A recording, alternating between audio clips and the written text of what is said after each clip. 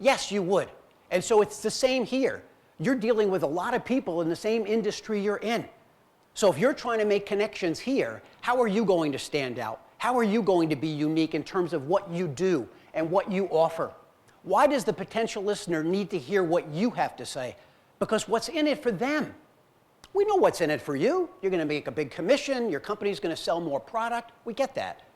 But again, we're selfish little babies at the end of the day. We want to know what's in it for us. What are we getting out of it? What are you going to do for us? What haven't we heard about before? What's so unique about what you're doing that I need to hear it from you? Why is your product or service just so compelling? If you're just another t-shirt, if you're just another mug, oh well. I go to these meetings, the bankers stand up.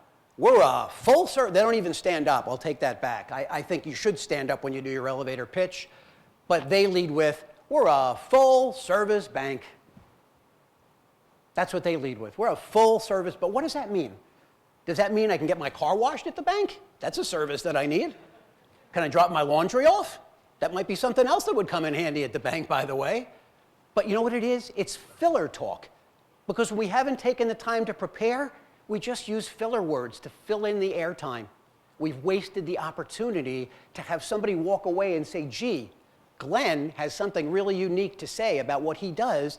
I'd like to hear more about that from him at a later point.